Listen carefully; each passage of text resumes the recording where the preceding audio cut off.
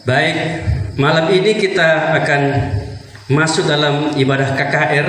Ini yang pertama, besok masih ada lagi. Saya berikan sebuah tema khusus. Tema umumnya apa?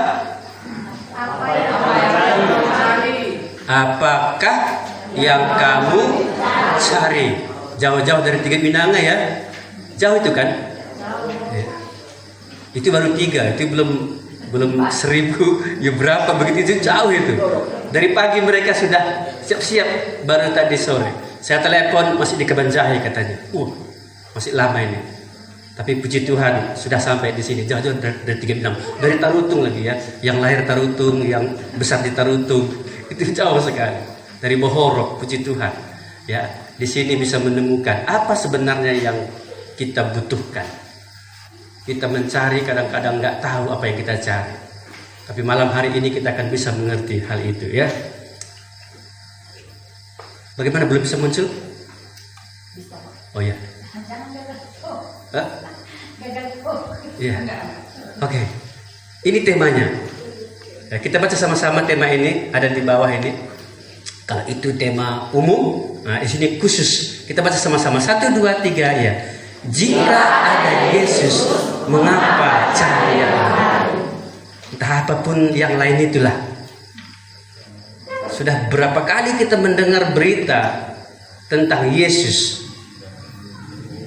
Sekarang bisa kita simpulkan, jika ada Yesus, mengapa cari yang lain?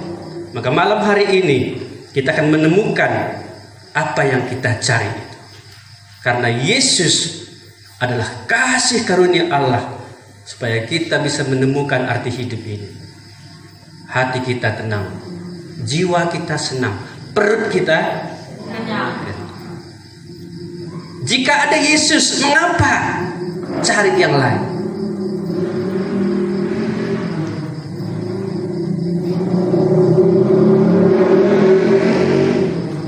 Ada yang bisa menghafal tanpa melihat? 1, 2, 3 ya. Jika ada Yesus, mengapa cari yang lain? Kalau semalam hafalannya ayat, sekarang hafalannya kalimat. 1, 2, 3 ya. Jika ada Yesus, mengapa cari yang lain? Coba bilang sama kanan kiri. Gak usah kuat kali, pelan-pelan saja. Bisikkan.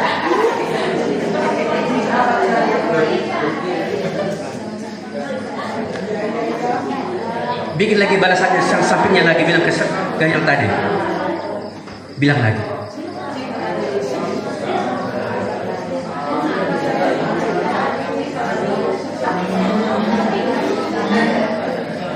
Kita berdoa supaya malam hari ini kita menemukan apa yang kita cari itu. Carilah Tuhan dan kebenarannya, maka semuanya akan ditambahkan kepadamu. Malam hari ini firman Tuhan akan berbicara kepada kita. Mengapa kita harus mencari Yesus? Jika ada Yesus, Kisah Para Rasul pasal yang keempat, ayat 11 dan 12, kita kembali mengingat, bisa mengetahui, mengerti siapa Yesus sesungguhnya. Mari kita baca 2 ayat ini. Kisah Para Rasul pasal 4 ayat 11 dan 12. 1, 2, 3. Yesus adalah batu yang dibuang oleh tukang-tukang bangunan, yaitu kamu sendiri. Namun Dia telah menjadi batu penjuru, dan keselamatan tidak ada di dalam siapapun juga selain di dalam Dia.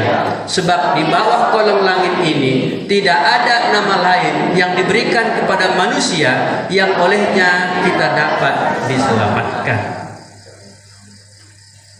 Yesus adalah batu yang dibuang oleh tukang-tukang bangunan. Pada waktu itu orang Israel, orang-orang Yahudi khususnya, mereka menolak Yesus. Batu yang dibuang oleh tukang-tukang bangunan. Tapi kata Petrus dalam khotbahnya ini, namun Dia telah menjadi batu penjuru, pokok, dasar. Tanpa batu penjuru bangunan tidak ada gunanya, akan mudah goyah, akan mudah runtuh. Batu penjuru yang menentukan seluruh pembangunan itu. Demikian juga dikatakan bahwa Yesuslah satu-satunya yang dapat menyelamatkan. Dan keselamatan tidak ada di dalam siapapun juga selain di dalam Dia, Sang Batu Penjuru itu. Sebab di bawah kolong langit ini tidak ada nama lain yang diberikan kepada manusia yang olehnya kita dapat diselamatkan. Apakah yang kamu cari? Kita mencari keselamatan jiwa kita, kedamaian hati kita. Kita mencari apa yang bisa membuat hati tenang, yang membuat jiwa kita ini senang, yang membuat perut kita ini, tubuh kita ini kenyang. Yesus satu-satunya jalan ke surga itu. Satu-satunya keselamatan hanya ada di dalam Yesus Kristus. Lihat gambar di depan. Yesus satu-satunya jalan ke surga. Keselamatan hanya ada di dalam Yesus Kristus, dan keselamatan tidak ada di dalam siapapun juga selain di dalam Dia. Di dalam Yesus, Sang Batu Penjuru itu. Yesus yang adalah kasih karunia Allah. Yesus yang menjadi manusia di dunia ini. Ia melayani, Ia mengasihi, Ia mengampuni. Ia menyelamatkan banyak orang, Ia menyembuhkan banyak orang. Ia melepaskan orang dari kuasa kegelapan, membangkitkan orang-orang mati, supaya banyak orang mengenal Yesus. Dia satu-satunya jalan ke surga itu. Di dalam Alkitab ada 3 kalimat yang sering kali, atau 3 frase yang mirip sekali artinya. 1, keselamatan, itu sama artinya dengan surga. Yang ketiga, hidup kekal. Saya akan memberikan pengertian sedikit tentang 3 frase ini. Keselamatan dihubungkan dengan lepasnya kita dari hukuman, dari murka, dari dosa. Itu lepas. Karena upah dosa itu maut. Lepas dari maut itu. Itu keselamatan.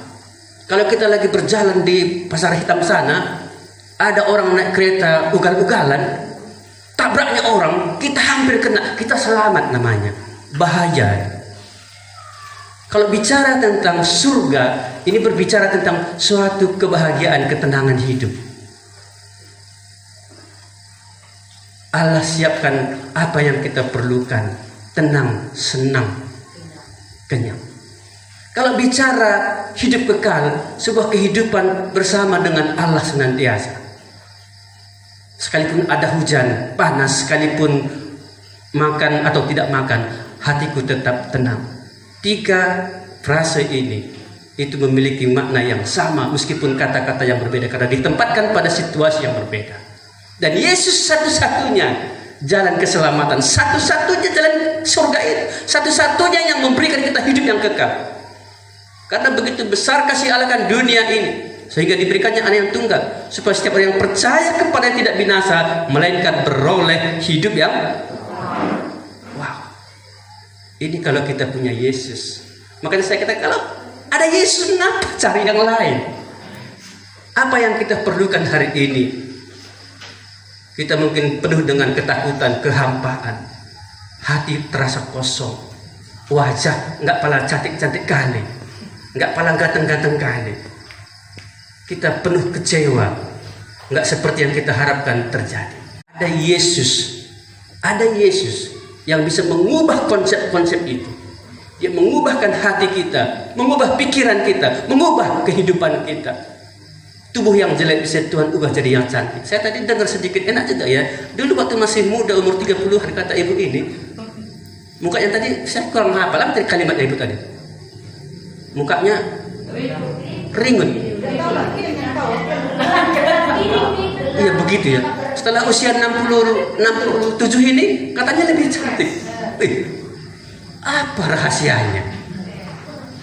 Ini pasti karena ada Yesus ini. Kok bisa hidupnya seperti ini?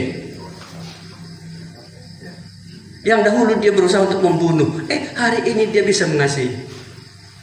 Ini suatu perbuatan Tuhan. Kehidupan yang baru, kehidupan Allah ada di dalam hidupnya. Ini pekerjaan Tuhan. Makanya kalau ada Yesus, gak usah cari yang lain lah. Saya tahu mengapa saudara sering selama ini cari yang lain. Semalam ditanya MC, cari apa? Cari uang. Cari apa? Cari pacar. Cari apa? Kebahagiaan di mall. Cari kebahagiaan di mana? Di handphone. Kebahagiaan yang diberikan oleh dunia ini ternyata itu tipuan belaka. Kita pikir bahagia, rupanya bahaya. Kita pikir bahagia, rupanya bahaya. Hanya beda satu huruf saja. Ikut iblis, dapat duit, akhirnya bahaya. Tapi ikut Yesus, ada kasih, bahagia.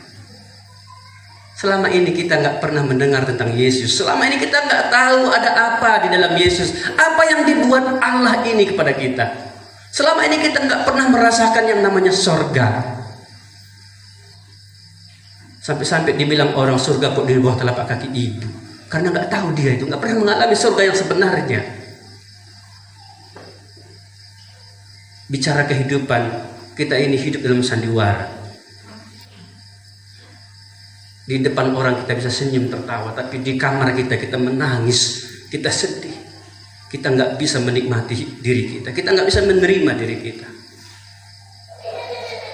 Alkitab mencatat, ini semuanya karena dosa itu. Kita nggak bisa menikmati hidup. Kita cari yang lain karena kita belum tahu, belum mengerti, belum mengenal, belum ada di dalam Yesus Kristus. Kalau sudah di dalam Yesus Kristus nanti, kita pasti tidak akan cari yang lain. Di sini kita mendengar tentang Yesus Kristus. Ia adalah batu penjuru satu-satunya yang memberikan kita kehidupan yang kekal, yang memberikan kita sorga itu, yang memberikan kita keselamatan itu. Apakah kita sudah menemukannya? Pertanyaannya, apakah kamu memiliki Yesus?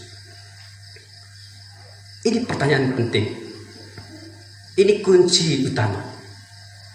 Kalau kita memiliki Yesus, nanti semua yang kita butuhkan, yang kita harapkan, yang kita perlukan akan Tuhan sediakan, Tuhan tambahkan.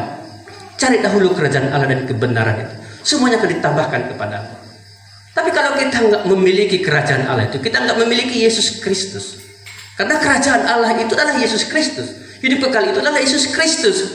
Bicara keselamatan adalah Yesus Kristus. Waktu Yesus lahir, Alkitab mencatat, beri dia nama Yesus karena dialah yang menyelamatkan umatnya dari dosa mereka. Yesus adalah keselamatan itu. Dalam Yesus ada hidup. Barang siapa memiliki dia, memiliki hidup. Barang siapa memiliki anak, maksudnya Yesus, ia memiliki hidup.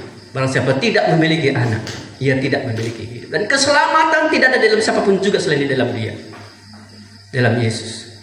Kata Yesus, akulah jalan dan kebenaran dan hidup. Tidak ada seorang pun yang sampai kepada Bapa di sorga itu kalau tidak melalui aku. Pertanyaannya adalah, apakah kamu memiliki Yesus? Memiliki Yesus bagus duit? Ada kasih di dalam hati kita? Kita sering bercerita tentang kehebatan dalam film-film Amerika. Wah, hebat kali ya, manusia super, katakanlah Superboy. Kami tadi di PA, siapa itu? Spider-Man. Hebat sekali. Mungkin ada tokoh-tokoh yang lebih hebat. Tapi sayang, kita hanya penonton saja. Kita nggak pernah mendapatkan apapun dari tokoh-tokoh itu. Kita banyak cerita tentang Tuhan, tapi kita nggak pernah mendapatkan apapun dari Tuhan. Itu sangat menyedihkan. Piala dunia sedang berlangsung. Penonton hebat, kita hanya penonton saja. Pulsa kita habis. Kita nggak pernah mengangkat piala, kita nggak pernah merasakan betapa hebatnya pertandingan dunia itu. Tapi malam ini kita bukan saja penonton, tapi kita ada di dalam acara itu, ada di dalam kehidupan itu. Kalau kita memiliki Yesus, saya nggak tahu berapa lama kita sudah menjadi Kristen, pengikut Kristus. Saudara, kita hanya ikut-ikut Kristus, tapi kita nggak ada di dalam Kristus. Itu berbahaya sekali. Kita pikir kita ke surga, rupanya neraka. Kita pikir kita punya hidup yang kekal, rupanya hidup kita waktu Minggu saja kita bahagia. Kalau Senin, Selasa, apalagi Sabtu makin berat.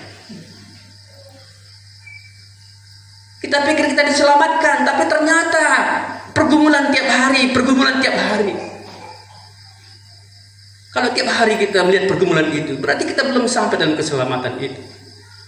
Sekali-sekali Tuhan izinkan memang itu. Tetapi kalau tiap hari rasanya berat, ini berarti belum sampai ada Yesus di dalam. Kalau ada Yesus, nggak ada yang berat dalam hidup ini. Nggak ada yang mustahil bagi Tuhan. Ada orang bilang, aku nggak bisa lepas dari rokok. Rokok yang kecil itu. Pakai bonbon nggak bisa katanya. Siapa bilang pakai bonbon bisa lepas dari rokok? Kalau begitu udah gampang aja kan. Beli aja bonbon harga dulu 25 rupiah. Sekarang mungkin bonbon harganya gopek satu ya. Gopek udah mahal ya. 30.000. Karena waktu acara ini pun dia lagi makan bonbon. Nggak bisa bonbon bikin kita lepas dari dosa itu, dari rokok itu, dari narkoba, dari seks yang tidak normal itu. Nggak ada yang bisa melepaskan kita kecuali Yesus Kristus. Ada apa rupanya di dalam kerajaan sorga? Ada apa dalam keselamatan? Ada apa dalam hidup yang kekal itu? Yesus akan jelaskan, Yesus akan artikan, Yesus akan tunjukkan terang benderang dalam hati kita. Tapi kalau kita nggak punya Yesus, nggak mungkin diceritakan kepada saudara. Tuhan menceritakan lewat pengalaman hidup kita. Tuhan menceritakan lewat bagaimana komunikasi hubungan kita dengan Dia. Kalau kita hanya dengar-dengar saja, kita nggak bicara, kita nggak akan mendapatkan apa yang Allah berikan. Tapi kita perlu bicara. Komunikasi itu adalah hubungan timbal balik. Bagaimana orang-orang yang bertemu dengan Tuhan Yesus dalam saat teduh kita, mereka bertemu dengan Yesus dan berbicara dengan Yesus, dan mereka diubahkan oleh Tuhan Yesus. Dan mereka dipakai oleh Tuhan Yesus menjadi murid-murid Yesus yang pertama. Kalau kita hanya dengar, saudara tidak bisa menemukan apa yang akan dikatakan Yesus. Karena Yesus mau bagaimana kita merespon panggilannya. Bagaimana Tuhan mau kita merespon apa yang dikatakan. Waktu Tuhan berbicara, kita dengar. Waktu kita berbicara, Tuhan dengar. Ini komunikasi yang baik. Tanpa Yesus ada bersama kita, tanpa kita memiliki Yesus, kita nggak bisa melihat semua apa yang Allah sediakan itu. Tapi bersyukurlah kasih karunia Allah di kami ini ya, kita bisa mendengar, melihat apa yang Allah sediakan dalam kasih karunia-Nya itu. Di dalam Yesus Kristus, sepertinya semua yang kita cari itu ada di dalamnya. Bahkan Tuhan akan berikan dengan limpahnya. Saudara, apakah kamu memiliki Yesus? Minggu lalu kami pelayanan misi ke Aceh selama 4 hari. Waktu saya melayani seorang ibu yang sakit lumpuh, sudah beberapa tahun dialami. Ya sudah didoakan Bu, udah, tapi nggak sembuh juga. Lalu saya tanya, Ibu, apa yang paling Ibu butuhkan? Menurut kalian apa jawabannya? Sembuh. Tapi jawabannya bukan sembuh, jawabannya duit. Saya tersenyum karena orang sakit jangan dimarahin, ya, senyumi saja. Ya. Apalah gunanya duit Bu kalau Ibu kasih sama dokter ke rumah sakit? Saya bilang, oh iya ya katanya. Kita kan cari duit ini sampai sakit-sakitan ya kan. Berangkat pagi ke ladang, pulang sore, pulang malam, cari duit, seminggu jual getah, dapat duit. Bulan depan masuk rumah sakit, habis duit. Untuk apa duit? Ngasih ke dokter. Ya. Seorang bidan mendampingi kami dalam misi itu. Ya. Dia langsung bilang dengan kuat, nomor 1 Pak, duit. Apapun bilang duit, semuanya akan bisa diatur oleh duit katanya. Dalam pelayanan misi kami nggak bisa berterus terang karena nggak ada orang satu pun yang mengaku Kristen di sana. Kami ada di satu desa kecil dan di kecamatan Panton Labu ya, Aceh Utara. Waktu saya di situ saya bergumul, apa yang harus saya sampaikan ini? Dia nggak butuh Yesus, dia butuh duit. Saya nggak punya duit. Teman saya Pak Dr. Hormat Surbakti punya duit, ya. Akhirnya dialah yang ngasih duit. Tapi saya bilang, kenapa Ibu duit nomor 1? Saya kasih kalimat ya Bu, saya hanya bisa memberikan nilai, ya, memberikan iman saya nggak bisa memberitakan Injil. karena situasi agak ramai di sana. Ada sekitar 6-7 orang di situ, bukan orang kita. Lalu saya bilang begini, oke, Ibu bidan dan ibu ini nggak saya sebut namanya, Ibu pilih mana? Ibu pilih duit atau pilih sehat? Sang bidan berkata, tetap duit nomor 1 karena dia nggak sakit. Tapi ibu itu bilang sehat. Berarti duit jadi nomor berapa? Duit nomor 2. Saya nggak tahu kita di sini duit nomor berapa? Nomor 11. Soalnya belum sampai 11, dia udah sampai 11. Jujur. Duit nomor berapa? Catat. Mana pilih duit atau sehat? Sehat. Duit itu bahasa daerah kami sen. Sen itu adalah mata uang yang paling kecil. Sitak peglah licet bakantongnya. Yang penting ada uang di dompet ini. Sen nomor 1. Tapi setelah saya berikan nilai ini, iman ini, dia akhirnya pilih sehat. Dia nggak butuh Yesus, dia butuh sehat. Lalu saya kasih tahu lagi, kalau memang duit kata ibu bidan ini, saya berikan lagi pendapat. Ibu pilih mana? Saya bilang, ini orang sakit ini. Saya mengajar di situ kayak guru lah, namanya juga saya guru ya. Pilih mana Bu? Duit, sehat, atau semangat? Kalian pilih mana? Kalian? Oke, sekali lagi ya. Duit, sehat, semangat. Angkat tangan yang pilih semangat.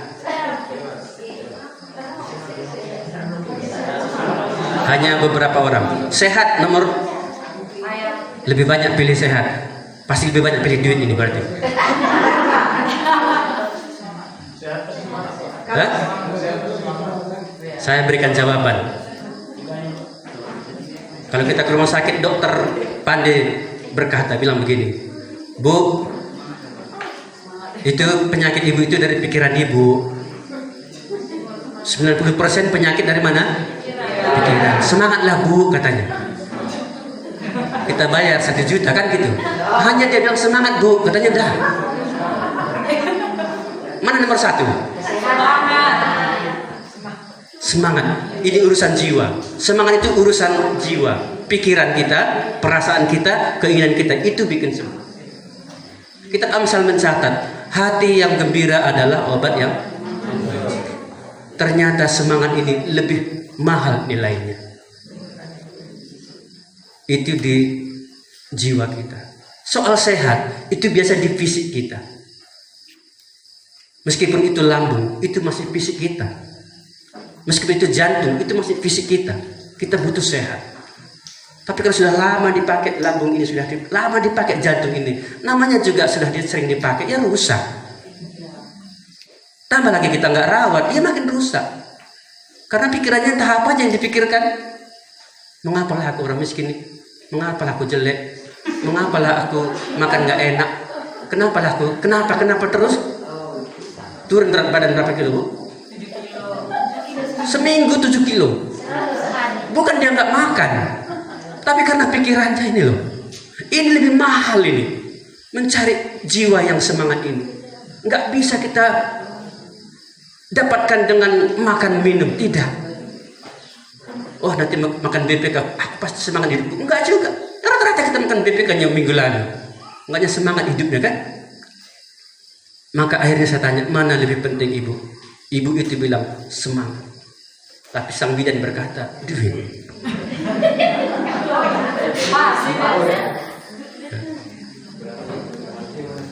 Hati-hati kalau bidan bilang duit, urusan dengan kesehatan, dengan kebidanan, urusan dengan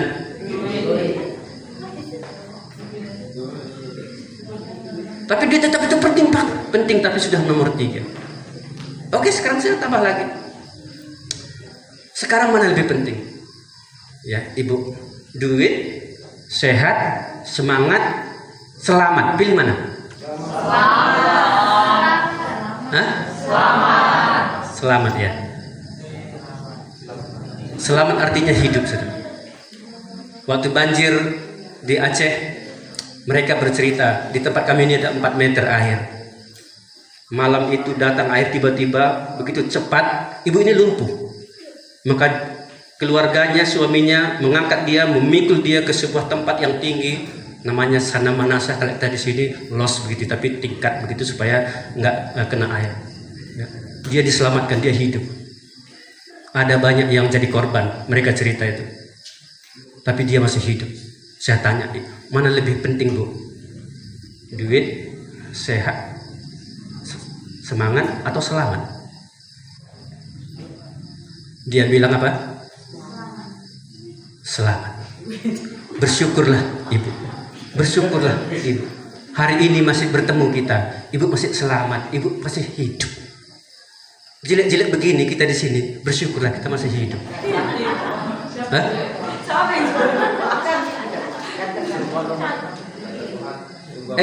Seringkali kita lupa yang terpenting itu. Lupa kita yang terpenting. Kita pikir duit nomor 1. Padahal itu sudah nomor 4. Lalu saya tanya lagi, yang terakhir, mana ibu pilih? Ibu duit, pilih sehat, semangat, selamat, dan ini ada saudara, ada suami. Saudara, saya beritahukan rahasianya mengapa saya ceritakan suami itu di sini. Di Aceh itu kaum perempuan sangat dimarginalkan, sangat tidak berguna. Ya.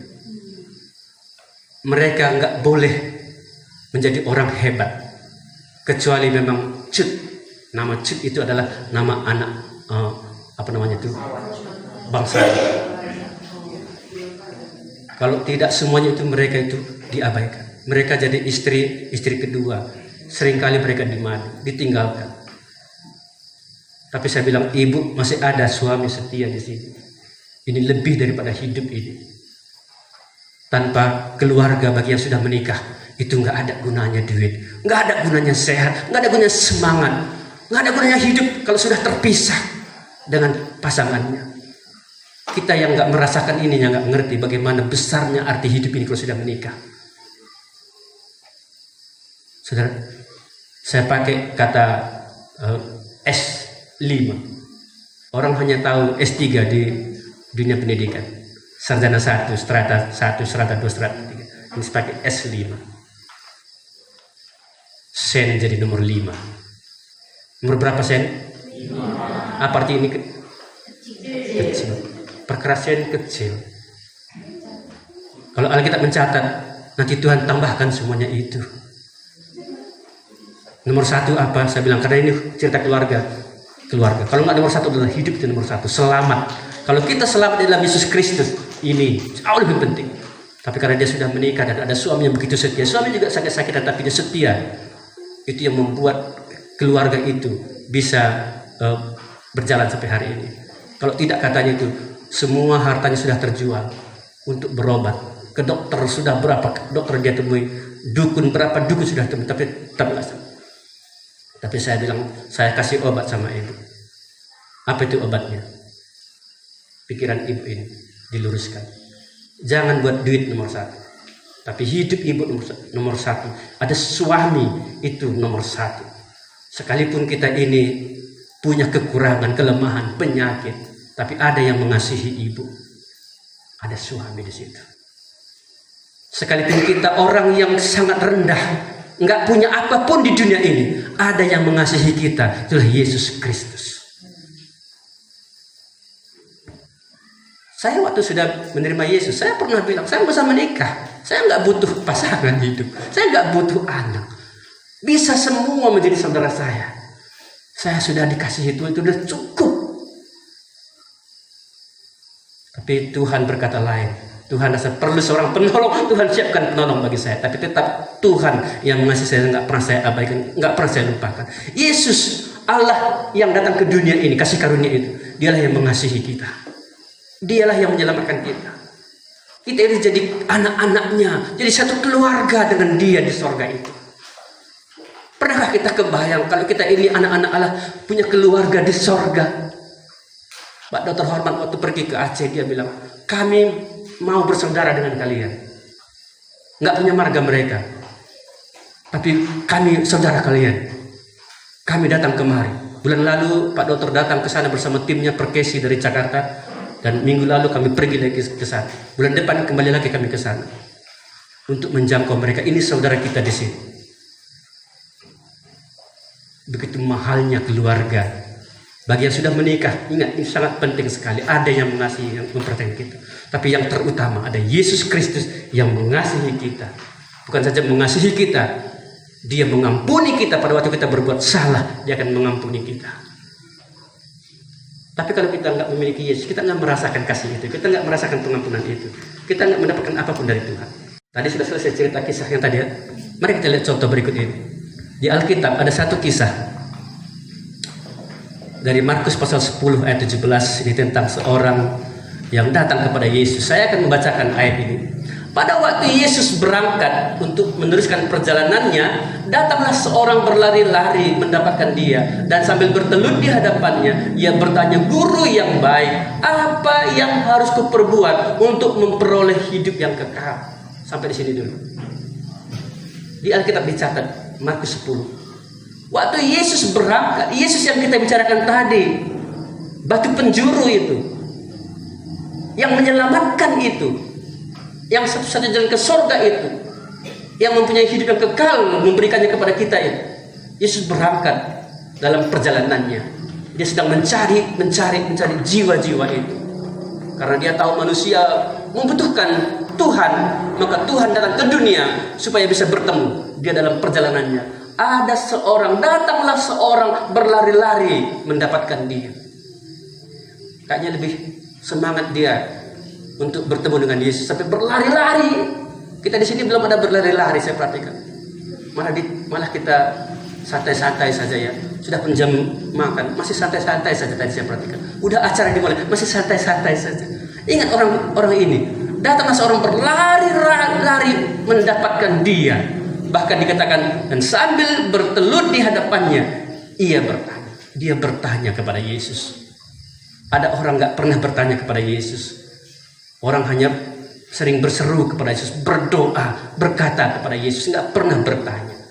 Kita hanya menyampaikan informasi saja kepada Tuhan Yesus, tapi gak pernah kita bertanya. Tahukah kita bahwa kalau kita gak pernah bertanya, kita gak tahu siapa dia? Yesus bertanya kepada murid-muridnya yang pertama, apakah yang kamu cari? Baru mereka pun berkata, di manakah engkau tinggal? Lalu Yesus berkata, marilah dan lihatlah. Marilah dan kau akan melihatnya. Akhirnya mereka tinggal bersama-sama dengan Yesus. Disitulah Andreas bisa mengenal dan percaya. Dan dia memiliki hidup. Tapi ini orang ini. Kita lihat gambarnya. Dia mencari hidup yang kekal. Ini orang kaya datang kepada Yesus. Saudara, saya ingin berbagi sedikit. Ini mungkin belum pernah didengar. Saudara mau jadi orang kaya, bukannya cari duit ya kan? Ingin jadi orang kaya. Ada murid saya, kamu apa cita-cita menjadi orang kaya Pak? Sampai hari ini belum kaya juga. Saya kasih tahu rahasia ini. Saudara, di Alkitab dicatat orang kaya itu datang kepada Yesus. Dia bertanya kepada Yesus. Apa tadi pertanyaannya? Apa yang harus kuperbuat supaya aku mempunyai hidup yang kekal? Kita ingin jadi orang kaya. Orang kaya saja cari Yesus. Saudara cari kaya. Orang kaya ini susah loh masuk surga. Ayo, mau jadi orang kaya, cari uang atau cari Yesus? Hah? Kaya lagi Yesus lagi. Nah ini makanya sampai hari ini gak pernah mengalami surga itu, gak pernah mengalami hidup kekal itu. Ini orang kaya ini.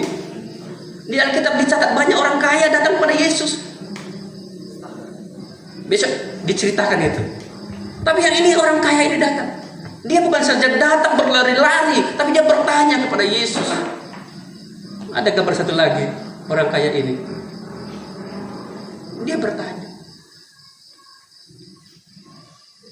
Indahnya dalam percakapan itu adalah ada kesempatan dia bertemu Yesus. Ada kesempatan dia memperoleh hidup yang kekal. Ada kesempatan dia bisa masuk surga itu. Tapi dalam gayanya ini, Ini gaya. Sepertinya berat rasanya. Sepertinya nggak masuk akal ini. Apa jawaban Yesus rupanya? Mari kita lihat. Ayat 18-nya. Jawab Yesus, mengapa kau katakan aku baik? Tak seorang pun yang baik selain daripada Allah sendiri. Artinya Yesus adalah Allah itu. Kita aja nggak tahu Yesus itu adalah Allah. Tapi Alkitab mencatat Yesus adalah Allah. Allah yang menjadi manusia. Orang kaya ini, dia tahu Yesus.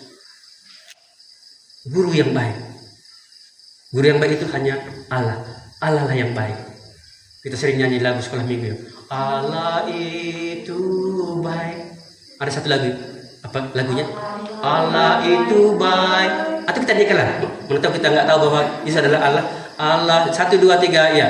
Allah itu baik. Allah itu baik. Allah itu baik, yang baik buat saya. Sekali lagi. Allah itu baik. Allah itu baik. Allah itu baik, yang baik buat saya. Bisa diteruskan. Kita bukan anak sekolah minggu. Yesus adalah Allah itu. Sekarang Yesus memberikan jawaban. Engkau tentu mengetahui segala perintah Allah. Jangan membunuh, jangan berzina, jangan mencuri, jangan mengucapkan saksi dusta, jangan mengurangi hak orang, hormatilah ayahmu dan ibumu. Itu perintah Allah. Kita tahu ya perintah itu ya. 10 pedah dibata. Tapi apa yang Yesus katakan? Ayat 20 dulu. Lalu kata orang itu kepadanya, Guru, semuanya itu telah kuturuti sejak masa mudaku. Berarti dia bukan lagi orang muda. Itu sudah kuturuti itu loh. Sejak masa muda. Tapi kok rasanya aku belum punya hidup yang kekal itu. Saya kasih tahu. Nggak semua orang yang menuruti perintah Allah itu mempunyai hidup yang kekal.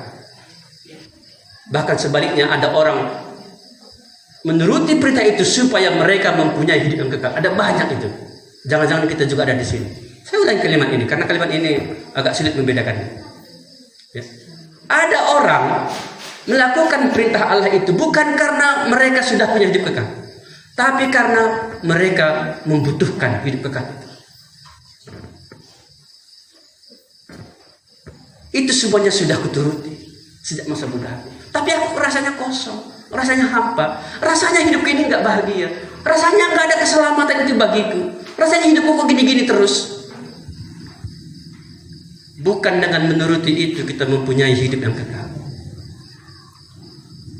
Yesus berikan jawaban ayat 21. Tetapi Yesus memandang dia dan menaruh kasih kepadanya.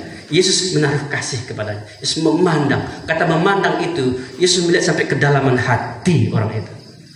Kalau kita kan memandang hanya melihat wajahnya ya kan, cantik, ganteng, bajunya keren gitu. Kalau Yesus memandang, dia sampai ke dalam hati dilihatnya itu. Siapa tahu hati? Hanya Tuhan saja, Allah saja. Betapa liciknya hati, lebih licik daripada segala sesuatu. Siapakah yang mengetahuinya? Aku, Tuhan, yang menyelidiki hati, yang menguji batin. Yesus memandang orang ini sampai ke dalaman hatinya dan dia menaruh kasih kepada. Kasihan kali lah orang ini. Sudah banyak dia dengar firman, sudah banyak dia lakukan firman Tuhan, dia pergereja, dia pelayan di gereja, dia selalu berbuat baik kepada orang, tapi dia tidak punya hidup yang kekal. Jangan-jangan kesenangan kita hari ini seperti orang ini. Tuhan memandang dan menaruh kasih. Tuhan melihat orang ini perlu diselamatkan. Tapi Yesus berkata begini. Ini nanti kita temukan mengapa Yesus berkata begitu ya. Lalu berkata kepadanya, hanya satu lagi kekuranganmu. Pergilah, juallah apa yang kau miliki dan berikanlah itu kepada orang-orang miskin, maka engkau akan beroleh harta di sorga. Kemudian datanglah kemari dan ikutlah aku. Mengapa jawaban Yesus begini? Karena orang ini lengket di kepalanya uang nomor 1. Jangan-jangan kita juga di sini belum lepasnya ini dari diri kita, dari hati kita. Kaya pindah pendeta, saya ini situ huna. Kaya pindah pendeta, saya ini situ huna. Apapun kata pendeta itu, kalau nggak ada uang aku boleh buat, nggak mungkin datang camp kalau nggak ada duit katanya. Begitulah orang yang lengket dengan dosa itu. Tapi Yesus berkata, juallah, pergilah, juallah yang kau miliki. Yang kau miliki itu nggak nyambung dengan di surga. Kekayaan itu nggak ada gunanya di surga. Kalau di surga emas itu katanya diapakan? Oh, dipijak-pijak ya. Kalau kita emas diapakan? Taruh di leher. Oh, di leher ya. Saya pikir digadaikan. Karena takut dia harga emas turun ya kan. Di surga emas itu diinjak-injak. Tapi kita di dunia ini kita taruh di leher, di kuping, sebentar lagi di hidung, kalau lagi nanti di mata itu. Kalau di kepala sudah ada. Oh, digigit lagi. Hei, pergilah jualah yang kau miliki itu. Yang kau miliki itu gak ada gunanya bagiku. Kalau kamu bikin punya hidup kekal itu semuanya gak nyambung, gak ada nilainya. Hidup yang kekal itu jauh lebih penting. Hidup lebih penting daripada duit, daripada sehat, daripada semangat. Kalau mati apa gunanya? Makanya waktu orang kaya ini mendengar kalimat Yesus, maka engkau akan memperoleh harta di sorga. Kekal itu tadi. Kemudian datanglah kemari dan ikutlah aku. Kata, datanglah kemari. Dia datang kepada Yesus dan dia ikut Yesus. Maka dia akan menemukan kerajaan sorga itu. Dia menemukan hidup kekal itu. Dia menemukan keselamatan itu. Tapi apa yang terjadi gambarnya? Mesti ada ayatnya ya. Mendengar perkataan itu ia menjadi kecewa, lalu pergi dengan sedih sebab banyak hartanya. Oh, ternyata waktu mendengar perkataan Yesus itu ia menjadi kecewa, lalu pergi dengan sedih sebab banyak hartanya. Ini jadi masalahnya ini. Yang dia cari selama ini ternyata nggak nyambung dengan yang di surga. Ada harta di surga lebih banyak, lebih bernilai tinggi. Suruh pergi jual, dia sedih, dia kecewa. Lalu Yesus memandang murid-muridnya di sekelilingnya dan berkata kepada mereka, alangkah sukarnya orang yang beruang masuk ke dalam kerajaan Allah. Siapa sih tadi yang ingin cari duit supaya kaya? Makin sukar nanti masuk surga.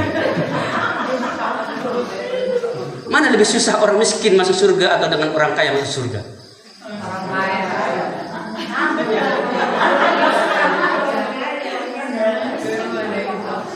Tapi kenapa cari dia supaya kaya? Yesus berkata, alangkah sukarnya. Seolah-olah orang miskin nggak pernah sukar kaya. Hah? Sukar. Orang miskin itu dia tahu dia miskin, dia butuh bantuan, butuh belas kasihan. Kalau orang kaya dia nggak butuh apapun. Itu sukarnya. Orang kaya ini dia pergi dengan sedih karena hartanya banyak. Hartanya menutupi matanya sehingga dia tidak melihat keselamatan itu. Apa yang menutupi mata kita? Yang kita cari selama ini. Maka geserlah yang kita cari itu. Ada Yesus, mengapa cari yang lain? Ayat 24. Murid-muridnya tercengang mendengar perkataannya itu. Tetapi Yesus menyambung lagi, anak-anakku. Ini kan anak-anakku, keluarga tadi, keluarga Allah, anak-anakku. Karena murid-muridnya sudah percaya, mereka sudah menerima Yesus, mereka memiliki Yesus. Alangkah sukarnya masuk dalam kerajaan Allah. Lebih mudah seekor unta melewati lubang jarum daripada seorang kaya masuk ke dalam kerajaan Allah. Bersyukurlah kita nggak jadi orang kaya. Kalau orang kaya saya akan pasti sukar lah. Pak Dokter Hormat bercerita kepada saya, dia termasuk orang kaya. Aku dulu lari-lari cari kebenaran ini, di mana nggak kutemukan katanya. Dia bikin acara besar-besar di Bahoro itu, di Tanjung Langka. Tapi setelah saya mendengar Pak Lingga katanya, baru saya ngerti, ini lain ini kok beda ini. Sampai dia tinggalkan banyak pekerjaannya, ya keluarganya untuk melihat dan mendengar firman Tuhan. Dan hari ini dia sudah berani berkata, aku sudah menemukan kebenaran itu, aku sudah menemukan itu Yesus. Ini lain daripada yang lain. Orang kaya lebih sukar karena orang kaya merasa diri bisa, merasa sudah punya, padahal yang dia punya itu nggak ada nilainya di hadapan Allah itu. Tapi orang yang miskin, semalam sudah kita baca, berbahagialah orang miskin di hadapan Allah, karena mereka lah yang punya kerajaan surga. Jadi kalau kita miskin hari ini, entah materi, miskin rohani, jangan khawatir. Tuhan berikan peluang bagi kita untuk hari ini memiliki kerajaan surga itu. Amin.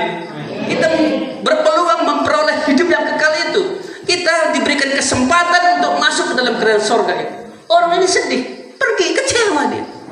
Saya ingin lihat besok siapa yang pulang dengan sedih, kecewa. Ini orang-orang yang menolak, yang tidak mau diselamatkan, yang tidak memiliki Yesus. Orang kaya ini pergi meninggalkan Yesus dengan sedih sebab banyak hartanya.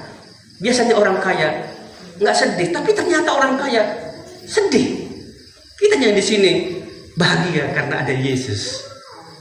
Kalau ada Yesus, mengapa cari yang lain? Kalaupun kita punya duit, kita pun punya kekayaan, sedihnya nanti kita. Seringnya kita dengar kalimat, mati pagi luka di baba, katanya ya kan. Tapi cari duit terus dia. Sebenarnya dia sehat kalau dia nggak cari duit. Karena banyak orang sakit itu karena pikirannya. Tetapi orang kaya ini tidak terjadi keselamatan, tidak memiliki harta di surga itu, kerajaan surga itu. Dia tidak punya hidup yang kekal itu. Buktinya, dia pergi dengan sedih. Orang-orang sedih itu gambaran orang-orang yang tidak punya kerajaan surga, yang tidak diselamatkan, yang tidak akan memiliki hidup yang kekal itu. Itu orang-orang yang sedih. Maka nanti saya mau cek siapa yang sedih. Nanti di video kan Pak ya. Siapa yang sedih itu kelihatan, itu gambarannya saja. Nyanyi pun tadi kata MC, dia nggak nyanyi, sedih dia terus. Padahal lagunya lagu gembira, atau karena notnya ketukannya nggak pas, saya nggak tahu lah. Tapi begitu, mestinya waktu nyanyi itu pasti gembira itu. Ya. Tapi orang kaya ini sedih karena dia tidak mendapatkan hidup yang kekal. Apa yang dicarinya? Hidup yang kekal, tapi nggak dapatnya. Karena dia nggak mau datang kepada Yesus. Datanglah kemari dan ikutlah aku. Dia nggak mau. Siapapun yang nggak mau datang kepada Yesus, menerima Yesus, tidak akan pernah bahagia hidupnya. Tidak akan pernah dia alami keselamatan itu. Kita lihat video singkat ini sebentar.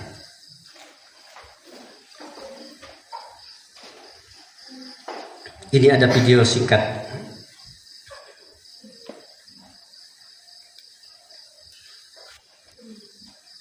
Saya akan ulangi nanti 2 kali karena ini sangat cepat dan singkat.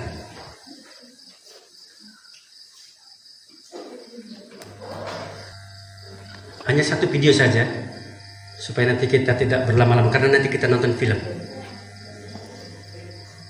Sebentar dulu, suaranya belum ada. Kami butuh juga suara.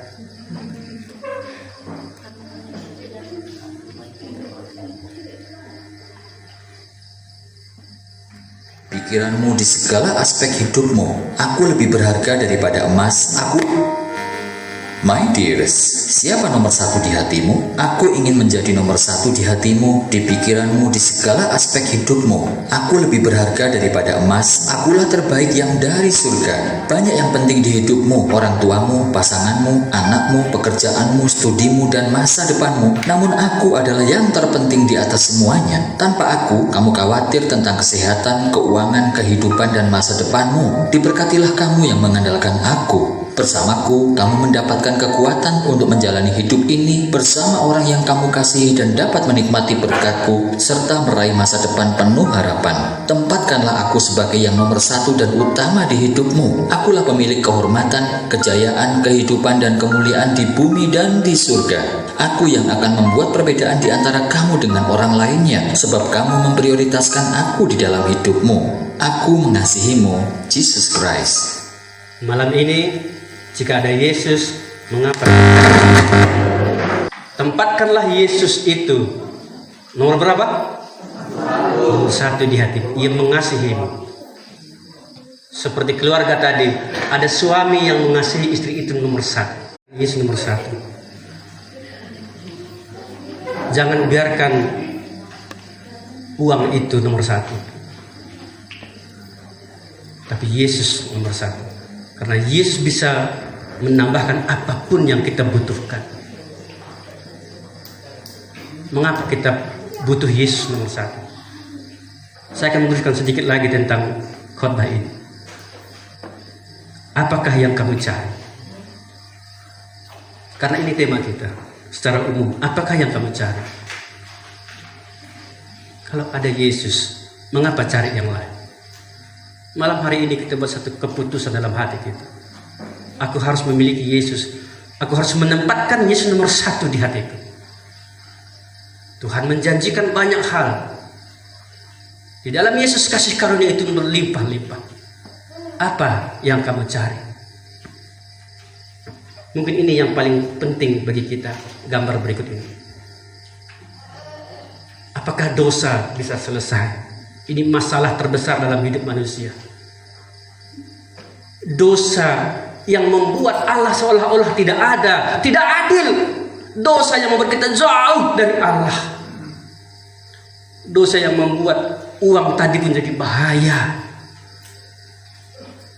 Dosa yang membuat kita nggak bisa berlaku benar, pikiran kita jahat. Kita dengar suara iblis, kita pikir itu suara Tuhan. Tuhan, Tuhan, Tuhan, Tuhan, Tuhan, Tuhan. Saudara-saudara, kalau kita dalam dosa, kita akan terkecoh di situ. Oh, setan iblis bisa bikin sembuh, bisa bikin kaya, bisa bikin cantik, bisa bikin punya anak, bisa mati.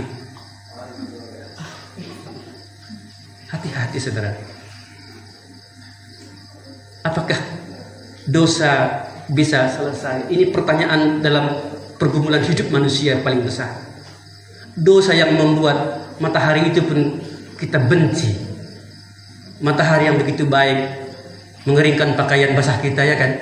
Yang bikin fotosintesis, ada oksigen, kita hidup dengan segar. Yang bikin kita bisa kerja ke ladang. Tapi kita marah sama matahari, kok panas sekali pun. Untung kita di kampung antara ini, Tuhan baik di kampung antara ini, nggak bikinnya panas sekali. Coba kalau di Medan, coba kalau di Kuala itu, oh panasnya. Malam pun terasa panas, apalagi siang. Tuhan sengaja kirim kita kemari supaya kita nggak marah sama matahari. Di sini firman Tuhan ajar, kalau dosa sudah selesai, nggak ada masalah yang dipermasalahkan. Kalau Penggadaian berkata tidak ada masalah. Oh, bila saya ke masalah tanpa masalah. Senang kali orang ke Penggadaian, karena menyelesaikan masalah tanpa masalah. Ternyata setelah selesai proses, masalah itu dari kata masalah. Karena banyak salah makanya jadi masalah. Masalah. Coba kalau nggak ada salah. Bisa tanya terhormat, ya kan? Tapi karena salah, karena dosa, makanya kita nggak pernah menikmati hidup ini. Punya uang pun rasanya seperti di neraka. Ada matahari kok kita benci. Betapa malangnya mereka yang nggak pernah melihat matahari. Dunia kegelapan itu, mereka nggak pernah melihat terang. Hidup ini kalau nggak pernah melihat terang itu, kita seperti di neraka. Apakah dosa bisa selesai? Tadi di kelompok kami saya bedakan antara dosa dan kesalahan ataupun pelanggaran. Saudara, dosa itu adalah yang ditaruh oleh iblis di hati kita. Itu dosa. Waktu nenek moyang kita Adam dan Hawa itu ditaruh oleh iblis itu satu sikap, sifat, itu namanya dosa. Lalu dosa itu beranak cucu di dalam, dan kita melanggar perintah Allah. Perintah Allah itu adalah apa yang di hati kita lakukan dengan melawan Tuhan. Itu bedanya dosa dan pelanggaran. Dosa itu dari iblis. Dia taruh di hati kita sejak kita lahir, dalam kandungan sudah ada dosa itu. Benih yang akan membuat kita binasa itu. Nggak ada orang yang bisa menyelesaikannya. Kalau kesalahan ada orang bisa perbaiki. Kalau pelanggaran ada orang bisa perbaiki. Tapi kalau dosa nggak bisa. Apakah dosa bisa diselesaikan? Ini pertanyaan ribuan orang, jutaan orang. Mungkin kita di sini juga bertanya, apakah dosa aku bisa selesai? Jawabannya di berikut ini. Jawabannya apa? Bisa. Bisa, karena darah Yesus menghapus dosa kita dan memberikan hidup baru, hidup kekal itu. Bisa, kalau kita datang kepada Yesus, kita memiliki Yesus, dan darah Yesus menghapuskan dosa kita. Dia memberikan hidup yang baru itu. Bukan lagi hidup dalam dosa, tapi hidup sebagai anak-anak Allah itu. Jangan cari yang lain. Kembalilah kepada Yesus. Hanya di dalam Dia ada pengampunan dan hidup yang kekal. Di luar Yesus tidak ada. Tidak ada yang bisa menyelesaikan dosa itu. Jangan pikir sekolah tinggi nanti saya akan selesai dosa ini. Nggak bisa. Nanti saya menikah nanti pasti dosa selesai. Nggak bisa. Nanti saya minum obat dosa. Nggak bisa. Nggak ada obatnya. Kecuali Yesus. Datanglah kepada Yesus. Kalau ada Yesus, mengapa cari yang lain? Mengapa dosa kita nggak pernah selesai selama ini? Karena kita nggak datang kepada Yesus. Kalau kita datang, selesai, bisa selesai. Mau saudara selesaikan dosanya malam ini? Ada yang mau? Saudara, ingat Yesus. Dia sudah mati di kayu salib, itu gambar berikutnya. Digambarkan bagaimana ia mati dan mempersiapkan surga itu kepada kita. Darah Yesus tercurah untuk menghapuskan dosa itu. Kenapa belum muncul ya? Oh ini, Yesus disalibkan. Itu satu-satunya cara untuk menyelesaikan dosa. Di Alkitab ada tertulis, baiklah mari kita berperkara firman Tuhan, sekalipun dosa merah seperti kirmijak menjadi putih seperti salju. Karena ada janjinya ini digenapi oleh Yesus Kristus. Surga itu terbuka lebar bagi anak-anak Tuhan yang sudah dihapuskan dosanya. Nggak ada dosa di surga, nggak ada. Orang yang sudah dihapuskan dosanya lah yang akan masuk ke surga itu. Orang yang dihapuskan dosanya itu hanya ada dalam Yesus Kristus. Maka kita perlu memiliki Yesus. Kalau kita memiliki Yesus Kristus, dosa kita itu akan dibersihkan. Perhatikan baik-baik. Yesus yang punya kerajaan surga itu, dosa dihapuskan, kebahagiaan diberikan, keselamatan, pengampunan, hidup kekal, itu Dia sediakan untuk kita semua. Sekali lagi saya tanya, saudara-saudara mau untuk mengalami kerajaan surga itu, mau dosa dihapuskan, dibahagiakan oleh Tuhan, mau keselamatan, pengampunan, itu hanya ada dalam Yesus Kristus. Dia yang mempunyai kerajaan surga itu. Dia datang ke dunia ini ingin memberikannya kepada kita. Tapi kalau kita nggak bersama Dia, kalau kita nggak ada di dalam Dia, kalau kita nggak memiliki Yesus, kita nggak akan dapatkan apapun di sini. Pertanyaannya adalah, perhatikan baik. Kata Yesus kepada mereka, "Akulah roti hidup. Barang siapa datang kepada Aku, ia tidak akan lapar lagi. Dan barang siapa percaya kepada Aku, ia tidak akan haus lagi. Tetapi Aku telah berkata kepadamu, sungguh pun kamu telah melihat Aku, kamu tidak percaya. Semua yang diberikan Bapa kepada Aku akan datang kepada Aku, dan barang siapa datang kepada Aku, tidak akan Kubuang." Yesus menjamin siapapun yang mengikut Dia, Dia berkata, "Akulah roti hidup itu." Maka mereka akan hidup oleh karena Yesus. Mereka datang kepada Aku, dia tidak akan lapar lagi. Dia tidak akan pernah merasa kekurangan dalam hidupnya. Mereka akan betul-betul mengalami kebahagiaan, keselamatan, pengampunan di dalam Yesus. Seolah-olah kita seperti selesai makan, nggak ada lagi masalah. Pinginnya tidur kan gitu ya. Tapi karena ada acara kita selesai makan nggak tidur, kita dengar firman yang lebih baik daripada roti itu. Ada Yesus Kristus yang memberikan kita hidup yang baru itu. Siapapun yang datang kepada Aku dikatakan tidak akan Kubuang. Saudara, kalau datang malam ini kepada Yesus, tidak akan dibuang oleh Tuhan Yesus. Datanglah kepada Yesus, terimalah Dia di dalam hatimu sebagai Tuhan dan Juru Selamatmu, nomor satu di hatimu. Saya ulangi gambar yang terakhir tadi, gambar yang terakhir. Perhatikan baik-baik. Ini semuanya Tuhan mau berikan kepada kita, kepada siapapun yang mau datang kepada Yesus, yang mau menerima Yesus. Malam hari ini Tuhan berikan kesempatan kepada kita. Mau menerimanya, memiliki Yesus, dosa dihapuskan. Kerajaan Allah jadi milik kita. Kebahagiaan diberikan, keselamatan, pengampunan, hidup kekal. Kalau ini yang kita cari malam hari ini, kita bisa menemukannya dalam Yesus. Mari kita berdoa. Ya Tuhan, malam hari ini kami sudah mendengar firman-Mu. Kami sudah melihat dengan jelas betapa perlunya kami Yesus selama camp ini diadakan di sini. Kami sudah banyak mendengar tentang Engkau ya Tuhan.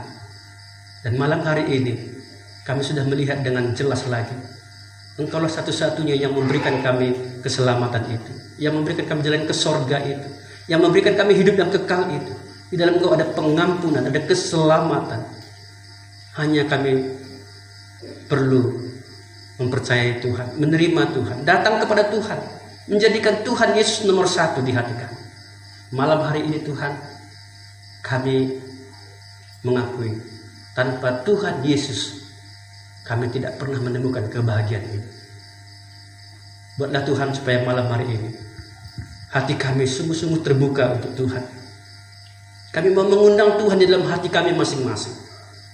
Kami mau menjadikan Yesus Tuhan dalam hidup kami, yang mengatur hidup kami, yang menyelamatkan kami. Kami mau Tuhan yang berkuasa penuh di hati kami, supaya kami dapat tenang, supaya kami dapat senang, supaya kami dapat kenyang. Kami perlu Yesus. Kami ini orang yang berdosa. Betapa banyak dosa yang kami lakukan di dalam pikiran kami, dalam hati kami. Di malam hari ini dosa itu bisa selesai karena kami ingat ada darah Yesus Kristus sudah ditumpahkan di kayu salib itu untuk penghapusan dosa itu. Tuhan, buatlah malam hari ini kami siap dan kami mau keputusan untuk mengundang Engkau dalam hati kami. Jemaat yang dikasihi Tuhan, kalau malam hari ini engkau betul-betul ingin mengundang Yesus, menerima Yesus, ini kesempatan baik. Engkau mendengar firman, engkau mengerti apa yang dikatakannya. Jika engkau percaya, mau datang kepada Yesus menerimanya, datanglah, terimalah Yesus. Barang siapa yang datang kepada Yesus tidak akan dibuang. Malam hari ini, keputusan ini penting. Kalau ada Yesus, mengapa cari yang lain? Saya beri kesempatan saudara untuk berdoa dalam hati, menyatakan hatimu kepada Tuhan.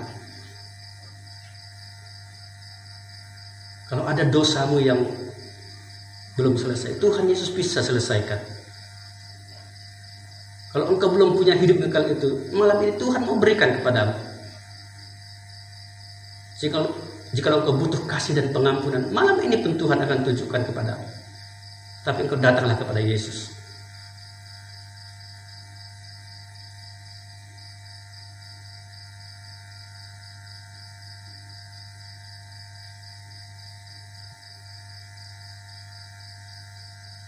Berdoalah dan katakanlah kepada Tuhan. Adakanlah komunikasi dengan Tuhan dalam hatimu. Ada firman-Nya yang berbicara kepadamu. Ada Roh Kudus yang akan menolong. Dia membuka hatimu saat ini untuk bisa ia datang dan tinggal dalam hatimu. Hanya akuilah dia dalam hatimu. Maka keselamatan, pengampunan, hidup kekal, kerajaan surga itu semuanya Tuhan berikan. Terima kasih Tuhan, Engkau melihat hati kami. Engkau memandang sampai kedalaman hati kami. Dan Engkau melihat hati kami yang sungguh-sungguh kepadamu. Malam hari ini kami menyerahkan diri kepada Tuhan. Kalau benar ada yang betul-betul Engkau kasihi Tuhan, buatlah supaya orang itu merasakannya. Kalau malam hari ini Engkau mau mengampuni dosa kami, menyucikannya, buatlah supaya orang itu akan mengalaminya. Terima kasih Tuhan. Roh-Mu yang kudus akan meneruskan firman ini kepada tiap-tiap kami malam hari ini. Buatlah sesuatu tanda kepada kami pada malam ini setelah kami mendengarkan firman Tuhan ini. Terima kasih Tuhan. Terpujilah nama-Mu. Kami bersyukur dalam nama Yesus Kristus Tuhan. Amin.